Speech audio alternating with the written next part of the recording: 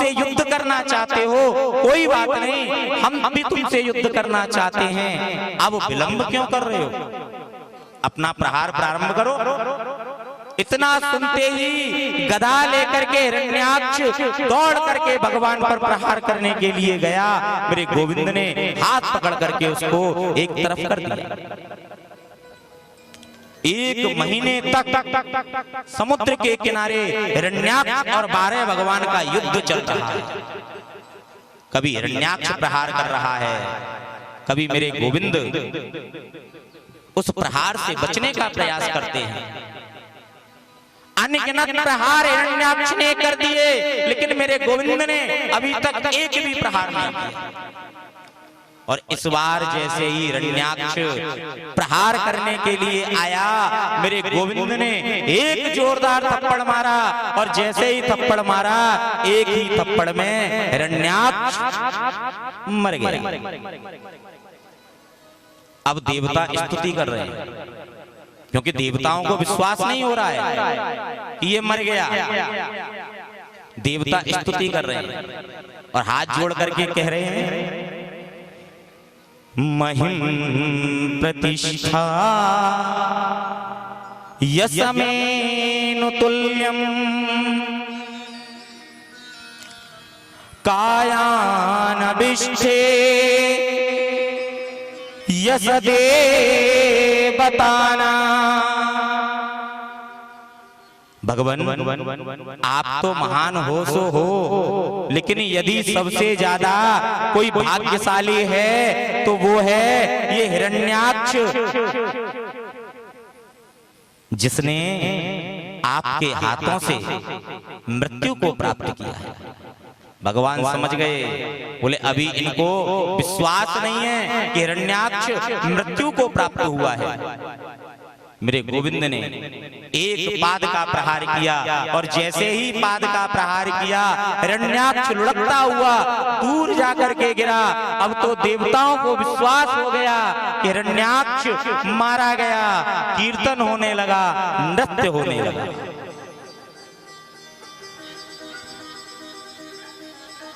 आज सब प्रसन्नता से नाच रहे हैं। मेरे गोविंद ने पृथ्वी को स्वयं राजा मनु को देकर के पृथ्वी का उत्तराधिकारी बनाया, और आज स्वयं राजा मनु ने सृष्टि विस्तार प्रारंभ किया। और उनके यहाँ सर्वप्रथम 3 कन्याएं और 2 पुत्र हुए, आकुति, देवहूति और प्रसूति। उत्तानपाद और प्रियव्रत नाम के 2 पुत्र हुए। राजन, देवहूति का विवाह कर्दम्ब मुनि के साथ हुआ। जैसे ही इतना सुन करके परीक्षित जी बोल पड़े, भगवान आपने कल बताया कि कर्दम्ब जी का जब सृष्टि विस्तार के लिए कहा गया तो वो तपश्चर्या के लिए निकल गए। बोले राजन, मनुष्य को समय अनुसार सभी कार्य करने चाहिए, ये नहीं कि सीधे ही सन्यास ले लें। सीधे छलांग मार के ऊपर नहीं चढ़ना चाहिए। अगर ऊपर से पैर फिसला तो धड़ाम से नीचे गिरोगे। मन का कोई भरोसा नहीं है। इसलिए जो शास्त्रों में लिखा गया है, पहले ब्रह्मचर्य का पालन करो, फिर गृहस्थ का पालन करो, फिर वानप्रस्थ का पालन करो, उसके बाद सन्यास में जाओ। अगर डायरेक्ट सन्यास में जाओगे तो प्यारे ये मन कभी भी भटक सकता है। और कर्दम्ब जी के साथ यही हुआ। जब पिताजी ने कही कि एक से अनेक हो जाओ, घर बसा लो, तब तो बोले नहीं, बाबा जी बनेंगे, हम तो भजन करेंगे भगवान का। अब बुढ़ापा आ गया, और बुढ़ापे में आकर के आज क्या देखते हैं, तपश्चर्या करते करते देख रहे हैं कि सामने एक पेड़ पर एक पक्षी और एक पक्षिणी बैठे हुए हैं, और दोनों किलोल कर रहे हैं। करदम्ब जी के मन में भाव जागृत हो गया कि हमारा भी विवाह हो जाता तो हम भी ऐसे ही आनंद लेते। बोले अब क्या बिगड़ा है, अब विवाह के लिए तपश्चर्या प्रारंभ कर देते हैं। बुढ़ापे में आकर के मन बदल गया और पूरा जीवन नष्ट हो गया। इसलिए कहा है क्रम बाय क्रम सीढ़ी चढ़नी चाहिए। बैठ गए तपश्चर्या करने के लिए। पत्नी मनोरमां देहि मनोव्रतानुसारिणी तारिणी दुर्ग संसार सागरस्य कुलोद्भवा। आज पत्नी प्राप्ति के लिए तपश्चर्या कर रहे हैं और भगवान मुस्कुरा रहे हैं। देखो बुढ़ापे में करदम्ब जी का मन बिगड़ गया। आज सामने खड़े हैं आकर के और नेत्रों से अश्रु बह रहे हैं, क्योंकि जब भगवान का भक्त भटकता है तो सबसे ज्यादा कष्ट भगवान को ही होता है। और आज जब करदम्ब की स्थिति देखी, मेरे गोविंद की आंखों से अश्रु निकल रहे हैं। और जब करदम्ब जी की समाधि टूटी, करदम्ब जी ने जब भगवान को देखा, उनके नेत्रों से भी अश्रु निकलने लगे। धीरे धीरे बिंदु सरोवर बन गया। भगवान ने पूछा करदम्ब क्यों बुलाया मुझे? अब करदम्ब की हिम्मत नहीं पड़ रही है कि कैसे बोल दूं,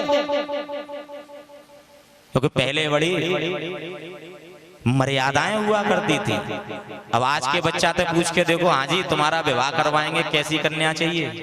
तो बच्चा इंची टेप जेब में लेके चलेगा, बोले मैं 5 फुट तो मुझे 4.5 फुट भी नहीं चाहिए। मैं साइंस से हूं तो मुझे कॉमर्स वाली भी नहीं चाहिए। अब करदम्ब जी कैसे कहते हैं कि मेरा विवाह करा दो? बोले भगवान आपको देखने की लालसा थी, आपको देखना चाहते थे, आपके दर्शन करने थे, आप आ गए, बस मेरा कल्याण हो गया। करदम्ब विवाह नहीं करोगे? करदम्ब जी मुस्कुराए, भगवान विवाह इस उम्र में? झुर्रियां पड़ गई शरीर में, शरीर बूढ़ा हो गया, एक एक हड्डी चमकने लगी और तुम विवाह की बात कर रहे हो? बोले करदम्ब मन मन भावे और मुड़ी हलावे। मन में तो विवाह की आकांक्षा और मुंह से मना कर रहे हो। बोले प्रभु मेरी तो कोई ऐसी इच्छा है नहीं, यदि आप कहते हो तो मैं विवाह करने को तैयार हूं। बोले ठीक है, आज से तीसरे दिन तुम्हारे यहाँ स्वयंभू राजा मनु आएंगे और वो जब आएंगे अपनी कन्या का पाणी ग्रहण संस्कार तुम्हारे हाथों में देके जाएंगे, तुम स्वीकार कर लेना। करदम्ब जी आसन लगा करके बैठे हैं कि आज तीसरे दिन की प्रतीक्षा कर रहे हैं बैठ करके कि कब वो तीसरा दिन आए और कब मेरी कुटिया पर स्वयंभू राजा मनु आए। स्वयंभू राजा मनु आए अपनी कन्या को लेकर के। करदम्ब जी ने 3 आसन बिछाए। एक आसन स्वयंभू राजा मनु के लिए, दूसरा शत्रुपा के लिए और तीसरा माता देवहूति के लिए, क्योंकि परीक्षा लेना चाहते हैं कि जिस स्त्री को भगवान ने मेरे लिए पत्नी स्वीकार किया है वो स्त्री है कैसे। स्वयंभू राजा मनु आए, अपने आसन पर बैठ गए। देव माता शत्रुपा आई, अपने आसन पर बैठ गई और माता देवहूति आई, आसन पर हाथ रख करके पृथ्वी पर बैठ गई। क्योंकि समझदार पत्नी जो होगी वो पति के दिए हुए आसन पर कभी नहीं बैठेगी। आसन पर हाथ रख करके नीचे बैठ गए। करदम्ब जी समझ गए कोई साधारण स्त्री नहीं है और आज वेदोक्त विधि के अनुसार पाणी ग्रहण संस्कार हुआ। माता शत्रुपा ने बड़ा सुंदर ज्ञान दिया अपनी पुत्री को, बेटा आज से ये घर ही तुम्हारा घर है, यहां से अब कभी हमारे घर में मत आना, क्योंकि हमने तुम्हारा दान स्वयंभू राजा मनु ने आज करदम्ब जी के चरणों में तुम्हारा दान कर दिया है। पिता के यहां से यदि डोली निकलती है तो पति के यहां से अर्थी निकलती है, ये ध्यान रखना। और जैसा पति का घर हो, जैसी उसकी व्यवस्था हो, उसी में ही संतुष्ट रहना। जो भी पति के सगे संबंधी हो, उनको अपने सगे संबंधी समझना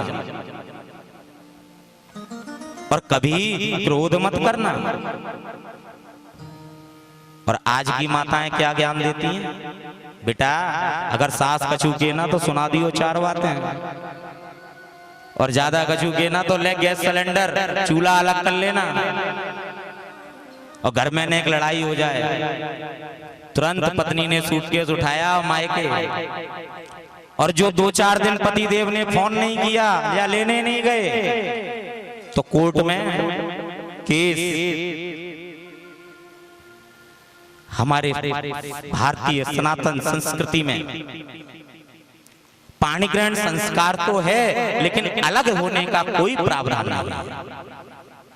परंतु क्या किया जाए, हमारे संस्कार इतने बदल चुके हैं कि हम पाणी ग्रहण संस्कार का भी मतलब भूल चुके हैं। विवाह होता है, हलवाई से कहा जाता है भैया धीरे धीरे काम करना, कोई जल्दबाजी नहीं है। बैंड वालों से कहा जाता है कोई जल्दबाजी नहीं, आराम से चलना। और पंडित जी से क्या कहा जाता है, जल्दी से जल्दी करना, रात भर के बालक थके हुए हैं। जिस संस्कार में समय लगना चाहिए, जिस संस्कार को समय देना चाहिए, उस संस्कार को तुमने जल्दी में करवा दिया।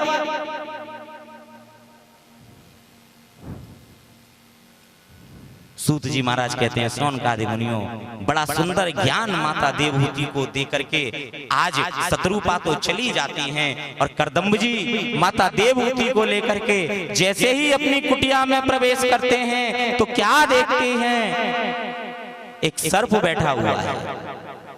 देवहूति ने पूछा स्वामी ये कौन है? बोले ये सर्प इस कुटिया को अपनी कुटिया मानता है।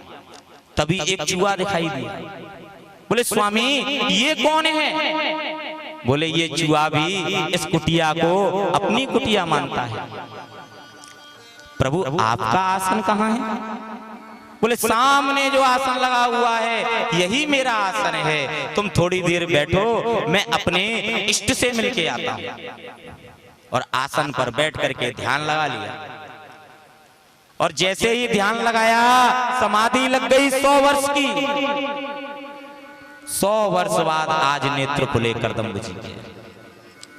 तो क्या देखते हैं, सामने एक बूढ़ी सी मैया बैठी हुई है जिसकी खाल लटक गई, हाथ पैर एकदम बेकार हो गए, बूढ़ी सी मैया बैठी हुई है। करदम्ब जी ने पूछा देवी आप कौन और आप यहां कैसे? देवहूति बोली स्वामी अगर आपको ज्ञात हो तो आज से 100 वर्ष पूर्व मेरे पिता ने मेरा दान आपके चरणों में कर दिया। मैं आपकी पत्नी देवहूति हूं। देवी आप अपने घर नहीं गई? स्वामी मेरे पिता ने तो मेरा दान आपके चरणों में कर दिया, अब आपके ही चरण मेरे घर हैं, मैं अपने घर को छोड़ करके कैसे जाऊं?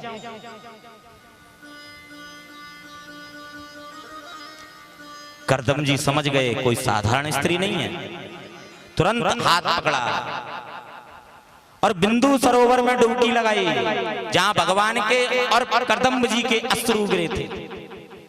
डुबकी लगाई और जैसे ही डुबकी लगाई माता देवहूति तो बन गई 16 वर्ष की, और करदम्ब जी बन गए 18 वर्ष के। अट्टालिकाएं बन गई, महल बन गए, और उनका गृहस्थ जीवन प्रारंभ हो गया। और सबसे पहले उनके यहाँ 9 कन्याओं का जन्म हुआ। जैसे ही कन्याओं का जन्म हुआ करदम्ब जी बोले देवी अब तो हम भजन करने जाएंगे, अब हम नहीं रुकेंगे। बोले स्वामी आप भजन करने जाओगे, पहले इन कन्याओं का विवाह तो करो। शास्त्र का नियम है कि जब तक पुत्र ना आ जाए तब तक पिता को घर नहीं छोड़ना चाहिए, और तुम जिम्मेदारी से भाग रहे हो। पहले इन 9 पुत्रियों का विवाह करो और पुत्र को आने दो। जैसे ही पुत्र का नाम लिया, करदम्ब जी को ध्यान आ गया कि मैंने तो भगवान से वचन लिया था कि आप मेरे यहाँ पुत्र बन करके आएंगे। क्योंकि जब करदम्ब से भगवान ने विवाह की कही तो करदम्ब बोले विवाह तो मैं करूंगा, लेकिन मेरे यहाँ आप जैसा पुत्र होना चाहिए। बोले भैया मेरे जैसा क्या मतलब, मेरे जैसा तो मैं ही हूं। जो दूसरा होगा या तो वो मुझसे ज्यादा होगा या मुझसे कम होगा, लेकिन जो मेरे पास है वो तो मैं ही हूं। तो प्रभु आप ही पुत्र बन के आ जाओ। भगवान ने कहा तथास्तु। ध्यान आ गई करदम्ब जी को कि अभी तो भगवान का आना बाकी है, और गृहस्थ जीवन में पुनः रुक गए और अपनी कन्याओं का विवाह प्रारंभ कर दिया। कला नाम की कन्या मरीचि मुनि से ब्याही गई। इनके 2 पुत्र हुए, कश्यप और पूर्णिमा। अनसुईया नाम की कन्या अत्रि मुनि के साथ ब्याही गई। अनसुईया धन्यो अनसुईया नारी यथा दीवान उपद्यते। धन्य है वो माता अनसुईया जिसके पतिव्रता के चर्चे पूरी त्रिलोकी में हुआ करते थे। एक दिन नारद जी पार्वती के पास पहुंचे। पार्वती ने लड्डू दिए, भगवान ने लड्डू, नारद जी ने लड्डू खाए और लड्डू खा करके बोले देवी लड्डू तो बहुत अच्छे हैं, पर जो आनंद मुझे माता अनसुईया के लड्डुओं में आया वो आनंद मुझे इन लड्डुओं में नहीं आ रहा है।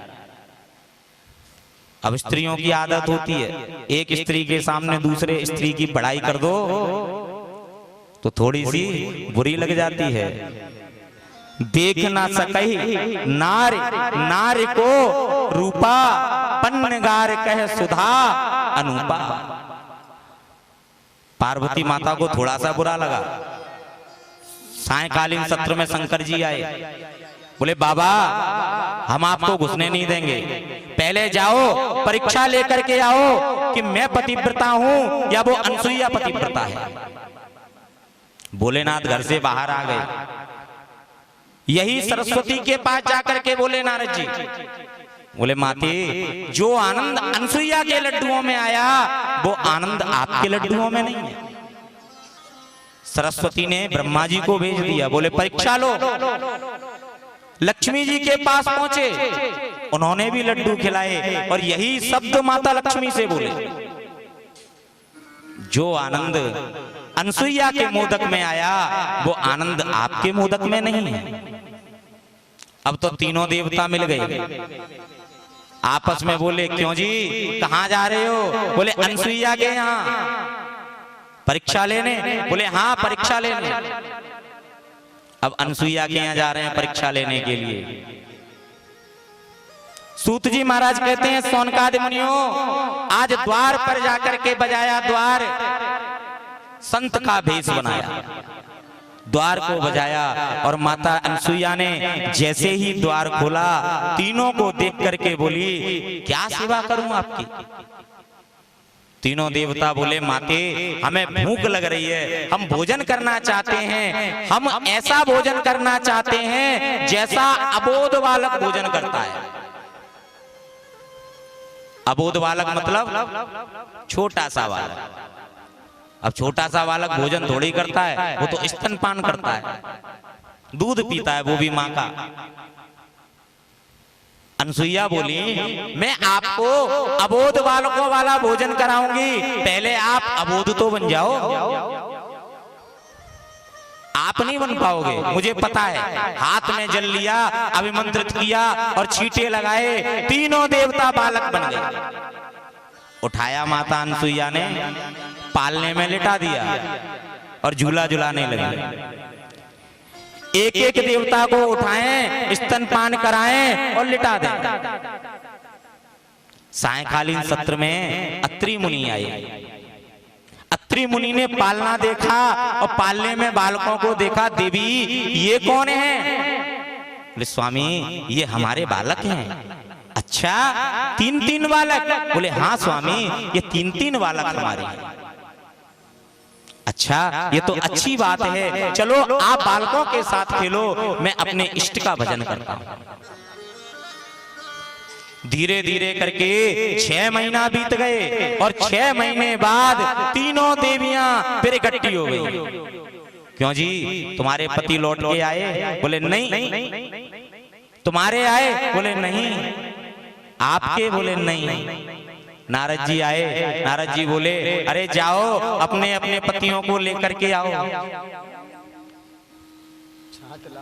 तीनों देवियां पहुंच गई माता अनसुईया के यहाँ। द्वार बजाया, माता ने द्वार खोला। देवी आप? हाँ माते हम अपने पतियों को लेने आए हैं। अच्छा ये बालक तुम्हारे पति हैं, जाओ अपने अपने पतियों को उठा लो। अब तीनों देवियां पालने के पास खड़ी हैं, लेकिन उठा नहीं रही हैं। क्यों? क्योंकि धोखे से किसी और का पति हाथ में आ गया तो पतिव्रता धर्म नष्ट हो जाएगा। भेजा था परीक्षा लेने और खुद परीक्षा देनी पड़ रही है। अब तो संकोच के मारे पालने में हाथ भी नहीं लगा रही हैं, बस केवल माता अनसुईया के कार्य कर रही हैं। कोई सफाई कर रही है, कोई भोजन बना रही है, कोई पूजन की तैयारी कर रही है। सायंकालीन सत्र में अत्रि जी आए। देवी ये कौन है? स्वामी ये हमारी पुत्र वधू हैं। ओ पुत्र वधू? पुत्र तो एक एक बिलांद के और वधू 6-6 हाथ की। वाह ऐसा चमत्कार तो देवी आपके यहाँ ही हो सकता है। आप पुत्र वधुओं के साथ आनंद लो, मैं भजन करता हूं। 6 महीने हो गए। 6 महीने तक माता अनसुईया ने तीनों देवियों से कार्य करवाया। हाथ जोड़ करके आज बैठ गई, क्षमा प्रार्थना करने लगी। हमें क्षमा कर दो माते, हमसे बहुत बड़ी गलती हो गई। अब हमारा पतिव्रता धर्म नष्ट होने से आप ही बचा सकती हो। आप आओ और हमारे ऊपर कृपा करो। माता अनसुईया ने हाथ में जल लेकर के और छींटे लगाए। तीनों बालक अपने स्वरूप में आ गए। बोले परमद्रोही वरदान मांगो। माता अनसुईया बोली जब आप तीनों मेरे यहाँ बालक बनकर के पालना झूल रहे थे तो मेरे मन में ये भाव आया कि आप मेरे पुत्र बनकर के आओ और मैं आपका लालन पालन करूं। तीनों देवताओं ने आशीर्वाद दे दिया, तथास्तु।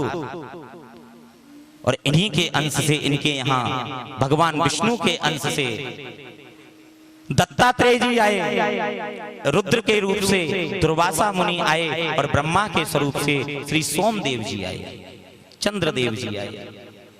इन्होंने माता अनसुईया के यहाँ जन्म लिया। श्रद्धा नाम की पुत्री अंगिरा मुनि को ब्याही गई और हबिरभू नाम की पुत्री पुलत्स मुनि के यहाँ ब्याही गई।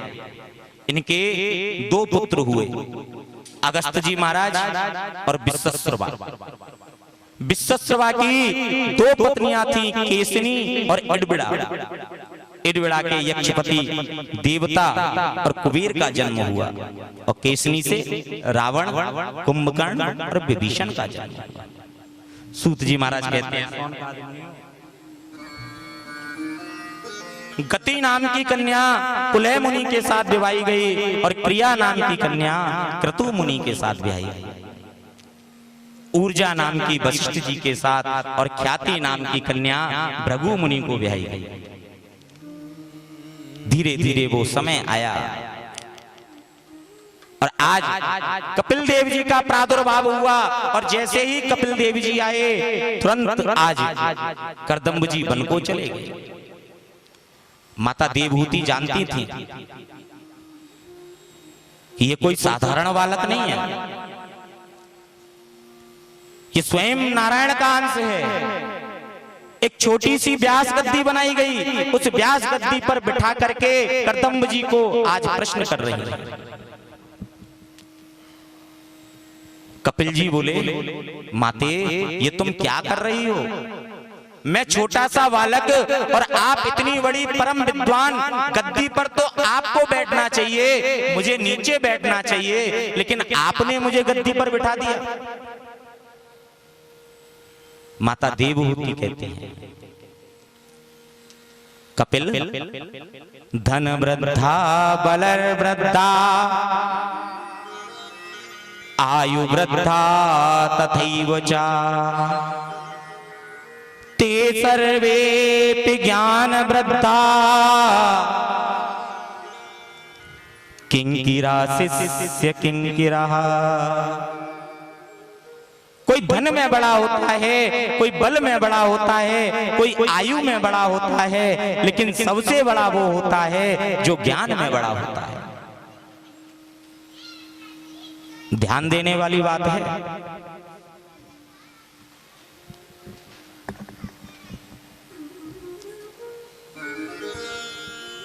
लोग कहते हैं कि स्त्री और पुरुष बराबर हैं, पर नहीं, शास्त्र कहते हैं स्त्री शक्ति है और पुरुष ज्ञान है।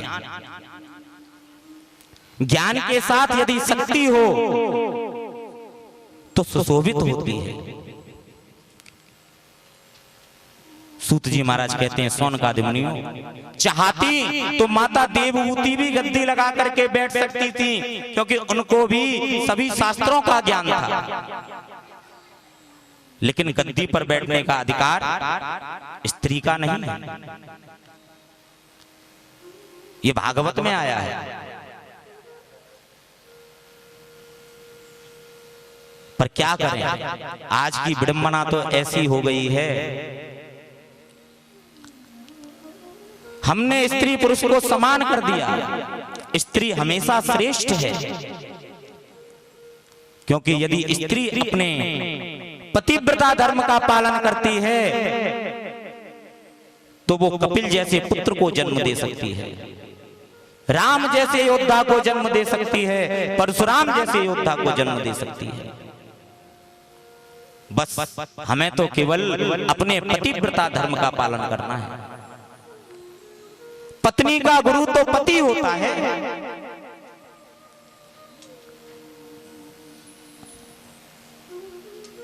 जो मंत्र पति जाप करते हैं वही मंत्र पत्नी को करना चाहिए। इतनी कथा हो गई, क्या कहीं आपने सुना कि माता पार्वती के गुरु अलग थे और शंकर जी के गुरु अलग थे? किसी भी कथा में सुना? और हमने क्या विधान बना रखा है? पति के गुरु हरिद्वार में और पत्नी के गुरु वृंदावन में, क्योंकि गुरुजी ने कह दी अगर एक जगह दीक्षा दे दी तो गुरु भाई बहन बन जाएंगे। अरे देवियों, तुम्हें कुछ नहीं करना है, तुम्हें तो केवल अपने पतिव्रता धर्म से अपने पतियों की सेवा करनी है, और जब इतना ही कर लोगी तुम्हारे यहाँ भगवान कृष्ण आ जाएंगे।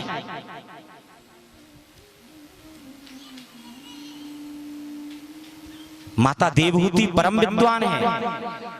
आज पुत्र को आसन पर बिठाया और तुरंत सामने बैठ करके अपनी 9 पुत्रियों को बुला लिया और सबको नीचे बिठा दिया और हाथ जोड़ करके पूछने लगी, कपिल मेरे मन में 2 प्रश्न हैं, इन 2 प्रश्नों का उत्तर चाहता हूं, बस मुझे 2 प्रश्न पूछने हैं। पहला प्रश्न, श्रेष्ठ भक्ति कौन सी है? और दूसरा प्रश्न, मनुष्य को सबसे ज्यादा कष्ट कहां होता है? और भक्ति कितने प्रकार की होती है? कोई कहता है 12 भक्ति, कोई कहता है 9 भक्ति, मुख्यतः भक्ति के स्वरूप कितने हैं माते? भक्ति 3 प्रकार की होती है, मनसा, वाचा, कर्मणा। मन से, वाणी से और कर्म से। माते, जो मन से भक्ति की जाती है वो भक्ति श्रेष्ठ कहलाती है। एक दृष्टांत बताता हूं। एक भगवान का भक्त था, वो भगवान की नित्य प्रति पूजा किया करता था, लेकिन उसके कोई काम बनते नहीं थे। पंडित जी के पास गया, पंडित जी मैं डेली पूजा करता हूं, मेरे कोई काम नहीं बनते, कोई तो उपाय बताओ। पंडित जी ने कहा किसकी पूजा करते हो? बोले मैं तो भोलेनाथ की पूजा करता हूं। बोले एक काम करो, आज से तुम दुर्गे मैया की पूजा करना।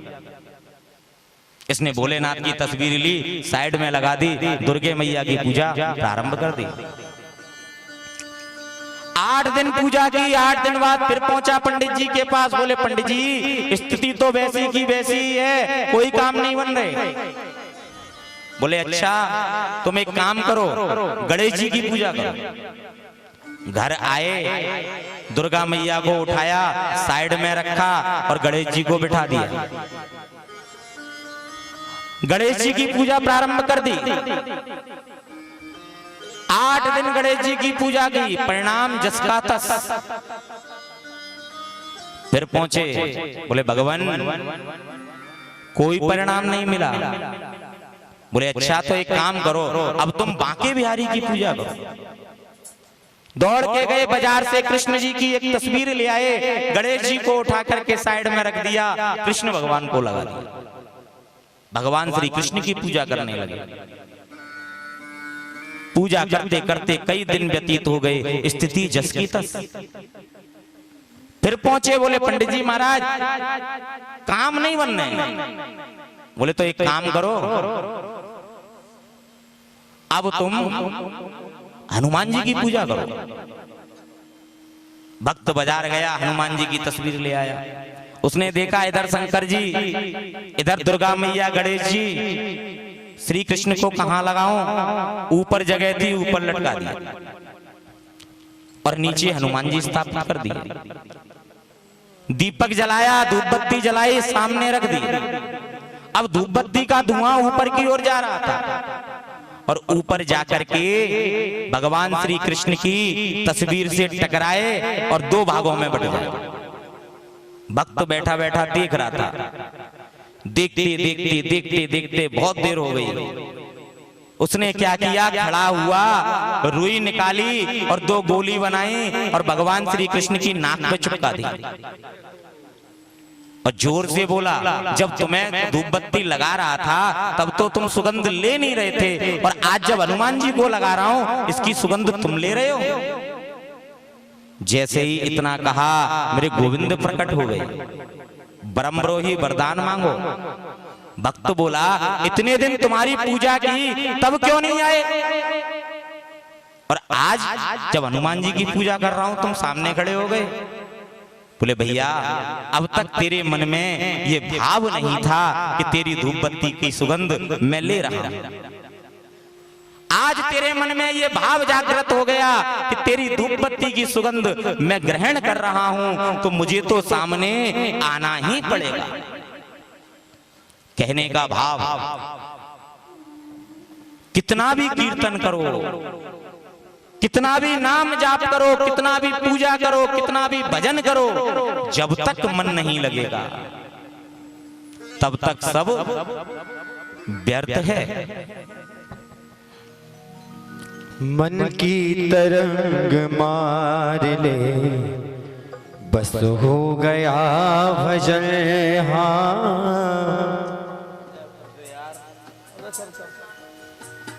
आदेश। मन की तरंग मार लो, बस हो गया भजन। हाँ मन की तरंग मार लो, बस हो गया भजन। मन की तरंग मार लो बस हो गया भजन। हाँ मन की तरंग मार लो बस हो गया भजन। आदत बुरी सुधार लो, आदत बुरी संवार लो बस हो गया भजन। हाँ मन की तरंग मार लो बस हो गया भजन।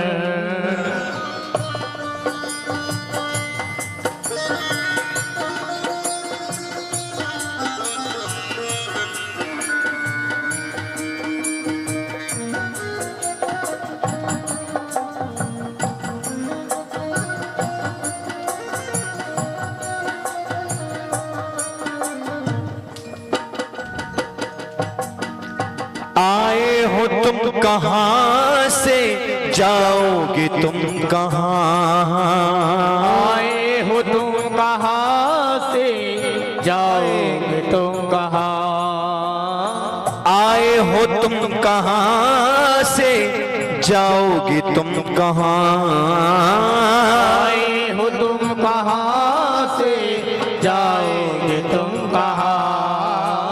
इतना ही विचार लो, इतना ही विचार लो बस हो गया भजन। मन की तरंग मार लो बस हो गया भजन। बोल वृंदावन बिहारी लाल की जय।